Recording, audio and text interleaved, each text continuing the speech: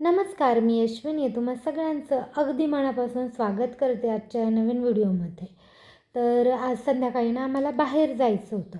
पण बाहेर जाण्याआधी म्हटलं मस्त असा गरमागरम चहा प्यावात आणि आज चहा प्यायला ना मी एकटी नव्हते, तर मला सोबत होती ती म्हणजे यांची. तर मी आमच्या दोघांसाठी मस्त असा चहा बनवला आणि नवन्याला दूध हवं होतं, तर तिला ते दूध दिलं. आणि हा जो बोर्नव्हिटा तिला मी देते ना, मी तो 2 महिन्यापूर्वी आणला आणि हे 30 रुपयाचं पॅकेट असेल. पण ते अजूनही आमचं चालू आहे. मी तिला सतत बोर्नव्हिटा देत नाही. अगदी कधीतरी आठवड्यातनं एकदा, ते पण दिलं तर दिलं, नाही तर नाही, अशा पद्धतीने असतं. त्यामुळे तिला आधी बोर्नव्हिटा दिला. कारण आम्ही चहा पिणारे म्हटल्यावर तिचं आज कसं काय मनात आलं काय माहिती. ती बोलली, "मम्मी मला पण बोर्नव्हिटावालं दूध दे ना." म्हटलं, "बरं झालं, चल घे." आणि मध्ये मध्ये तर तिने ना दूध पिणंच बंद केलं होतं. पितच नव्हती ना सकाळी ना संध्याकाळी. तर आजकाल कधी कधी मागते आहे परत, तर मीही देते. आणि मी अगदी तिला फोर्स करत नाही की तू रोज दूध पिलंच पाहिजे असं.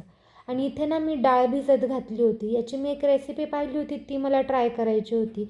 पण आता तर ही मला काही जमणार नाही आहे. पाहूयात रात्री घरी जेव्हा येऊ तेव्हा जर वेळ मिळाला तर मग तेव्हा मी ही बनवेल जमलं तर. नाहीतर मग उद्याच बनवावी लागेल, कारण ऑप्शन नाही आहे. रात्री जर उशीर झाला तर एवढं उशिरा कुठे बनवत बसू म्हणून. त्यानंतर चहा माझा तोपर्यंत उकळला होता. त्यानंतर मी चहा गाळून घेतला आमच्या दोघांसाठी. आणि मला चहा प्यायला कोणी सोबत असेल तर मला फार छान वाटतं. आणि आम्हाला बाहेर जायचं होतं, तिकडे जायला निघालो आम्ही आवरून. आणि तुम्हाला माहिती आहे बाहेर म्हणजे कुठे जायचं होतं, तर खूप दिवस झाले मी बाहेरचं काही खाल्लं नाही आहे. म्हणजे 15 दिवस होऊन गेले असेल, काही म्हणजे काहीच खाल्लं नव्हतं. तर त्याचमुळे आज ना मला पाणीपुरी खायची खूप इच्छा होत होती. खरं तर कालच होत होती, पण काल काही गेले नाही म्हणून आज गेलोत आणि मस्त अशी पाणीपुरी खाऊन आलोत. आता बाहेरून आलो आहे म्हटल्यावर काही ना काहीतरी घेऊन येणारच. तर तसंच आज काही गोष्टी घेऊन आले होते, फ्रूट्स आणि हे इडलीचं पीठ. कारण उद्या नवन्याच्या शाळेत इंडिपेंडन्स डे सेलिब्रेशन करणार होते, तर तिला 3 रंगाच्या काहीतरी गोष्टी हव्या असत्या. आपल्या जो तिरंगा आहेत त्या रंगाच्या. तर मला इडली हे बेस्ट ऑप्शन वाटतं, त्यामुळे मग मी इडलीचं पीठ घेऊन आले होते. आता घरी भिजवणार कधी, बनवणार कधी, त्यामुळे म्हटलं आणूयात हेच. नाहीतर मी शक्यतो इडलीचं पीठ कधी विकत आणत नाही, घरीच बनवत असते. त्यानंतर बनाना आणले होते, जे की आजकाल सतत घरात लागतात.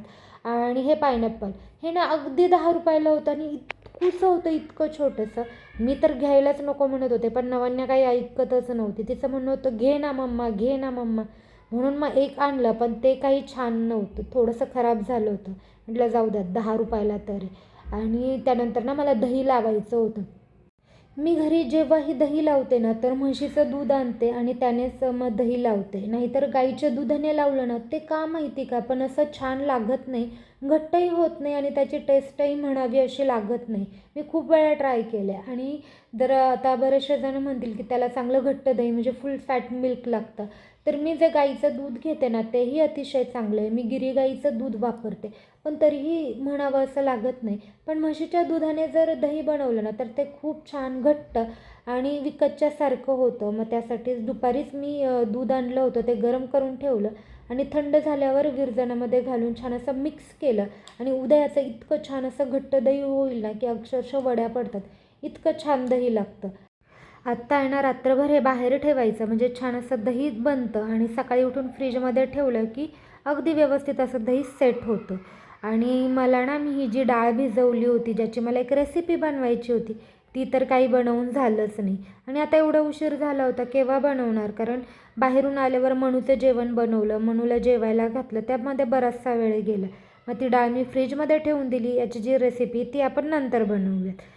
त्यानंतर घेतला मी किचन ओटा क्लीन करायला. किचन ओटा फारसा घाण झाला नव्हता, पण किचन ओटा क्लीन केला ना, म्हणजे मला रात्रीही छान झोप लागते आणि सकाळी तो किचन ओटा क्लीन पाहिला ना, तर काम करायची इच्छाही होते. त्यामुळे मस्त असा किचन ओटा क्लीन करून घेतला.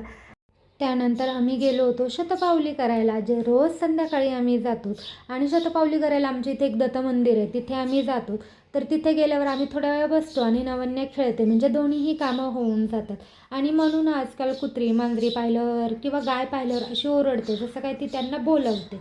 म्हणून इथे हे ना ती कुत्रं होतं एक, त्याला हात लावायला देत होते, पण ती खूपच जास्ती घाबरत होती. आणि आज म्हणून पहिल्यांदा झोका खेळली, तर तिलाही ते छान वाटत होतं आणि तिला बघून आम्हालाही मस्त वाटत होतं. तर असा होता आजचा हा छोटासा ब्लॉग, जो मी इथेच थांबवते. आपण भेटूयात अशाच एका नवीन व्हिडिओसोबत. तोपर्यंत आनंदी राहत, खुश राहत आणि स्वतःची खूप सारी काळजी घ्या.